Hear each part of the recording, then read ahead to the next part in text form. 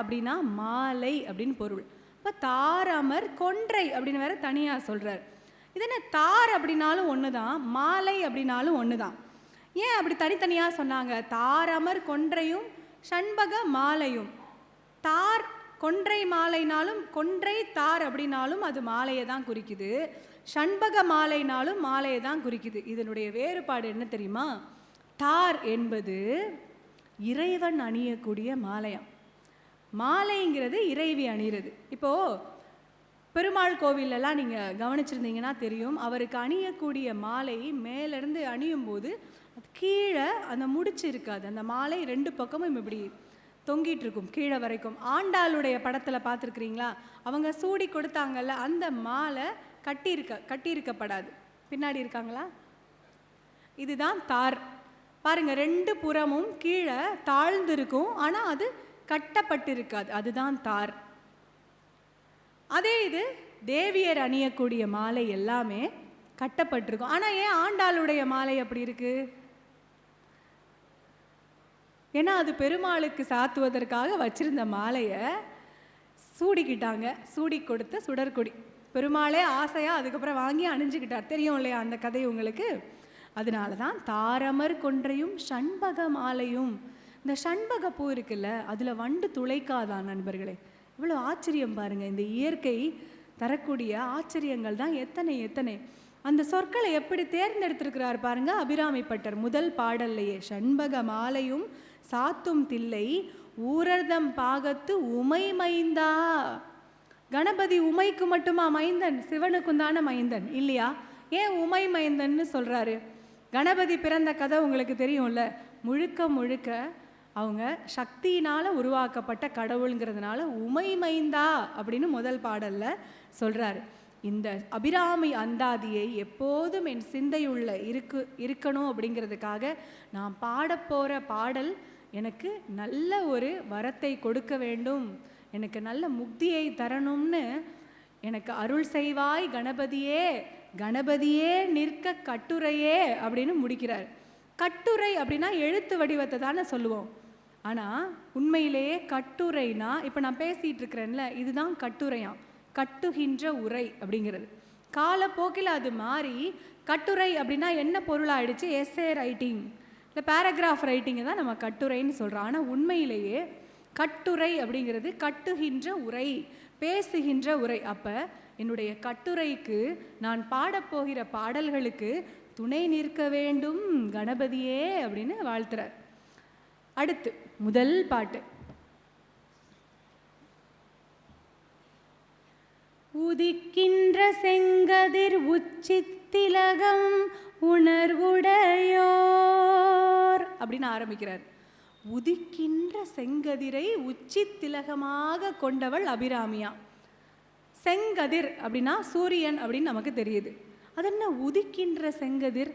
சூரியன் காலையிலிருந்து மாலை வரைக்கும் உதித்து நம்மளையெல்லாம் ரட்சித்து கொண்டு இருக்கிறார். ஆனால் உதிக்கின்ற அந்த கதிரினுடைய அழகு எப்படி இருக்கும்?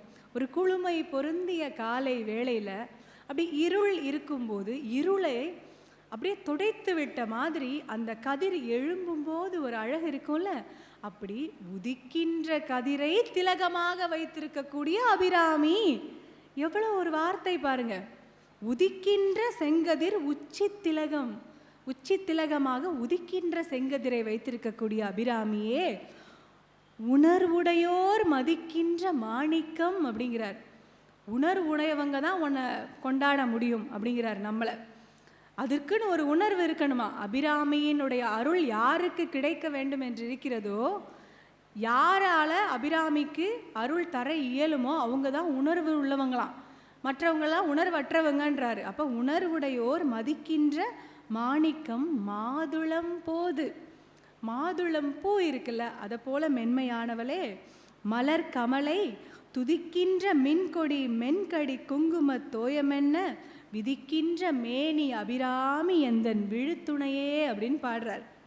உதிக்கின்ற செங்கதிர் உச்சி திலகம் உணர்வுடையோர் மதிக்கின்ற மாணிக்கம் மாதுளம் போது மலர் கமலை துதிக்கின்ற மின்கொடி மென்கடி குங்கும தோயமென்ன விதிக்கின்ற மேனி அபிராமி எந்தன் விழுத்துணையே அப்படின்னு முதல் பாடலை துவங்குறாரு. எப்பவுமே நமக்கு பிடித்த மாதிரியான தேவியர் நிறைய பேர் இருப்பாங்க.